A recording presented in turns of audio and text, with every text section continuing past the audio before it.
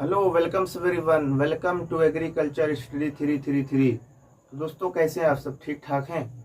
कल हमने active passive में बेसिक्स ऑफ एक्टिव पैसिव, क्या होता है एक्टिव पैसिव, बिल्कुल डिटेल में पढ़ा था। और प्रेजेंट इंडेफिनिट, प्रेजेंट कॉन्टिन्यूअस और प्रेजेंट परफेक्ट टेंस को जब आप एक्टिव से पैसिव वाइज में बदलेंगे तो किस प्रकार के चेंजेस आते हैं, किस प्रकार के परिवर्तन आते हैं। जब कोई शब्द जो है वो सब्जेक्ट के ऑब्जेक्ट का स्थान पर जाता है, वो किस प्रकार से बदल जाता है। और जब कोई ऑब्जेक्ट सब्जेक्ट के स्थान पर आता है तो वो किस प्रकार से बदल जाता है, ये पूरा हमने डिटेल में कल स्टडी किया था। ठीक, तो आज हम जितना बचे हैं कि सिंपल में इसे past indefinite, past continuous, past perfect और future indefinite, future perfect tense, जो 6 टेंस और हमारे बचे हैं उसको कंप्लीट कर लेंगे। फिर कल हम लोग बात करेंगे इंपरेटिव सेंटेंसेस की। ठीक, तो चलिए हम शुरू करते हैं। ये देखिए थोड़ी सी मिस्टेक हो गई है, यहाँ पे रहेगा यू। ठीक, बात करेंगे हम पास्ट इंडेफिनिट की। हमने कल आपसे कहा था कि अगर आपको एक्टिव वॉइस से पैसिव वॉइस में बदलना है तो सबसे पहले आपको 12 टेंस पता होने चाहिए। जैसे अगर कोई शब्द आपका दिया है जो कौन से टेंस का है, पास्ट इंडेफिनिट टेंस का है, कैसे पता करेंगे कि जो वाक्य दिया हुआ, जो सेंटेंसेस दिए हुए आपके सामने, वो पास्ट इंडेफिनिट टेंस के हैं। देखिए हमने कहा कि पढ़ाया इसी चैनल पर, कमेंट बॉक्स में या आप चले जाइएगा डिस्क्रिप्शन में, आपको लिंक दी हुई, वहां से आप जाके 12 टेंस पढ़ सकते हैं। ठीक, हमने कहा था कि जो है वो यदि सब्जेक्ट के बाद, सब्जेक्ट के तुरंत बाद वर्ब का सेकंड फॉर्म प्रयोग हो, वर्ब का सेकंड फॉर्म प्रयोग होता है किसमें, पास्ट इंडेफिनिट टेंस में। अब देखिए यहाँ पे सब्जेक्ट है, सब्जेक्ट के जस्ट तुरंत बाद जो है वर्ब का सेकंड फॉर्म प्रयोग हो गया है। इसका मतलब ये जो वाक्य दिया हुआ ये पास्ट इंडेफिनिट टेंस का है। ये जो आपके सामने वाक्य दिया हुआ, क्योंकि हमने देखा कि यहाँ पे सब्जेक्ट है और सब्जेक्ट के तुरंत बाद आपका जो है वो मेन वर्ब, मुख्य क्रिया प्रयोग हो गई है। अब भाई 2 ही टेंस तो ऐसे हैं जिसमें मुख्य क्रिया प्रयोग, जिसमें डायरेक्ट सब्जेक्ट के बाद मुख्य क्रिया आ जाती है, मेन वर्ब आ जाता है, जिसमें सपोर्टिंग वर्ब नहीं होता।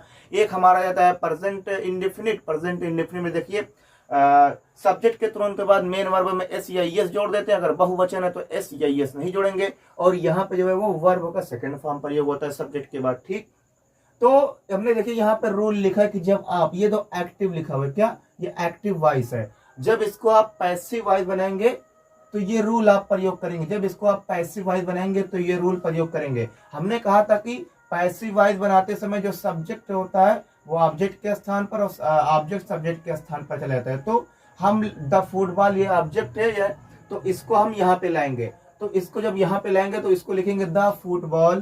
क्या लिखेंगे?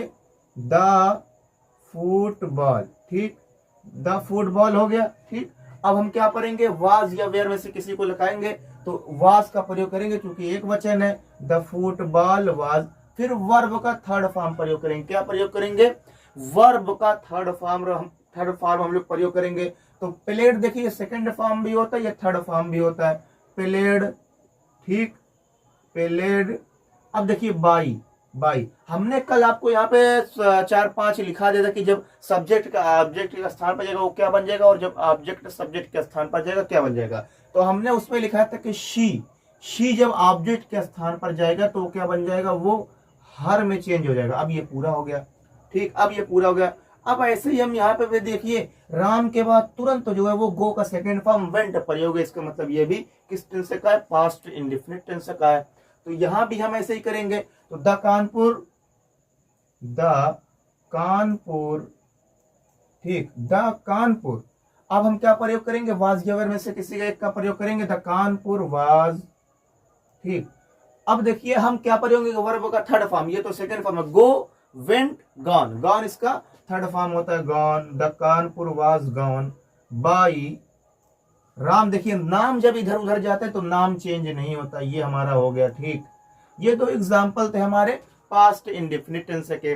अब हम देखेंगे कि पास्ट का कंटिन्यूअस में किस प्रकार का होता है। सबसे पहले आपको पता होना चाहिए कि वाक्य जो दिया हुआ है उसको कैसे आप पहचानेंगे कि ये जो वाक्य आपके सामने दिया हुआ है ये पास्ट कंटिन्यूअस टेंस का वाक्य है।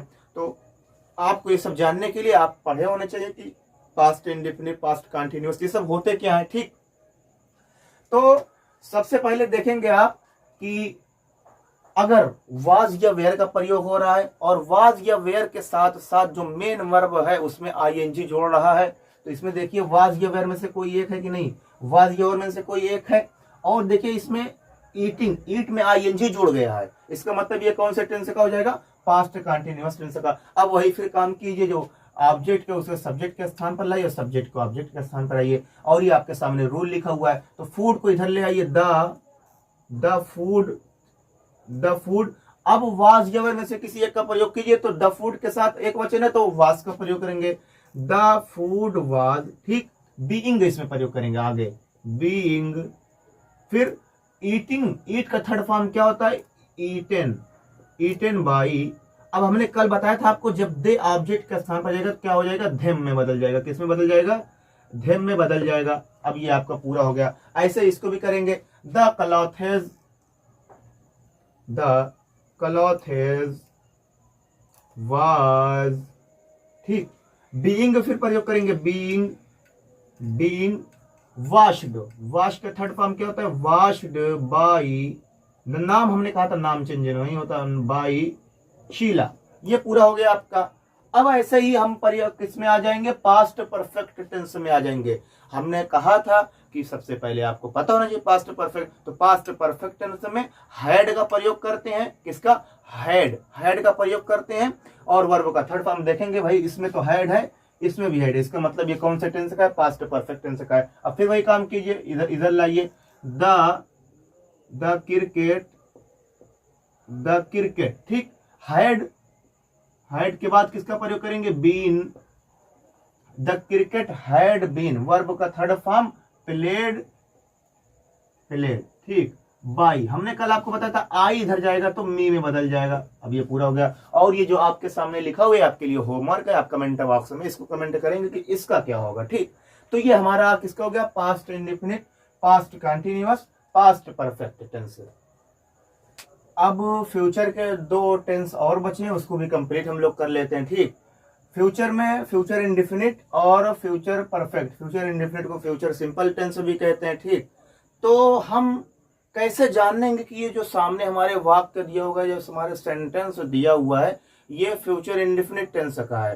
तो फ्यूचर इंडेफिनिट टेंस को आप पहचानेंगे, विल या शैल का प्रयोग इसमें होता है। तो जहां पर विल या शैल का आपको प्रयोग देखे, ओनली विल या शैल का प्रयोग, तो वहां पे आप क्या समझेंगे कि वहां पे फ्यूचर इंडेफिनिट टेंस है। जैसे हमने इस वाक्य को देखा, ही विल प्ले टेनिस, तो इसमें विल या शैल का प्रयोग हुआ है कि नहीं, इसलिए ये कौन से टेंस का हो जाएगा, फ्यूचर इंडेफिनिट टेंस का हो जाएगा। फिर वही काम आपको करना है, ये इधर लाइए, ऑब्जेक्ट को सब्जेक्ट के स्थान पर लाइए और सब्जेक्ट को ऑब्जेक्ट के स्थान पर ले जाइए।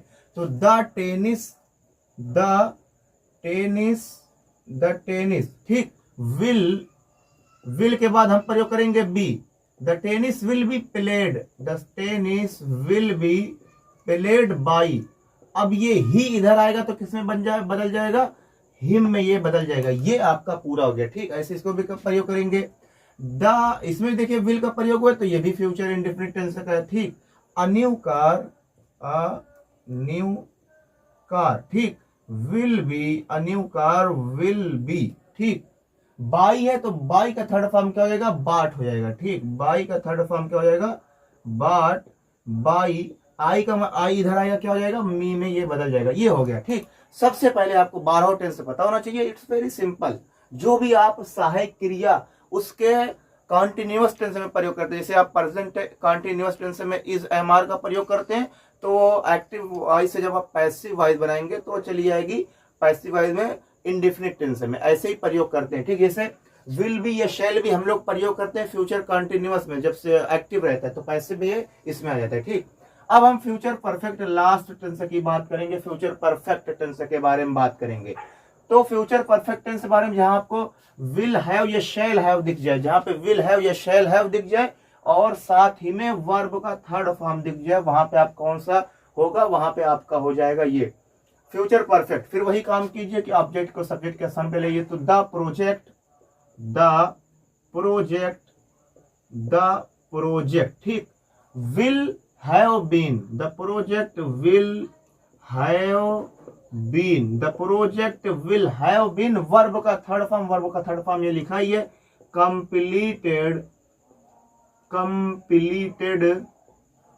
फिर आई इधर आएगा, किस में बदल जाएगा, मी में बदल जाएगा। ये हो गया, ये आपके लिए होमवर्क है, आपको कमेंट बॉक्स में लिखना है, ठीक। तो ऐसे ही सबसे पहले आपको बारह टेंस से पता होना चाहिए, कुछ है नहीं एक्टिव वॉइस पैसिव वॉइस, ये हमने आपको अभी तो सिंपल पढ़ाया है, ठीक। अब जैसे मान लीजिए कुछ में ये ऑब्जेक्ट दिया ही नहीं रहे, तब आप क्या करेंगे, जैसे कोई आपको ऑर्डर दे रहा है, कोई आपको एडवाइस दे रहा है, सलाह मशवरा दे रहा है, कोई आपको हुक्म दे रहा है, तो कैसे आप ये इसका कैसे करेंगे, तो इसके कल की वीडियो में बात करेंगे। आज के लिए हमें इतना ही, ठीक।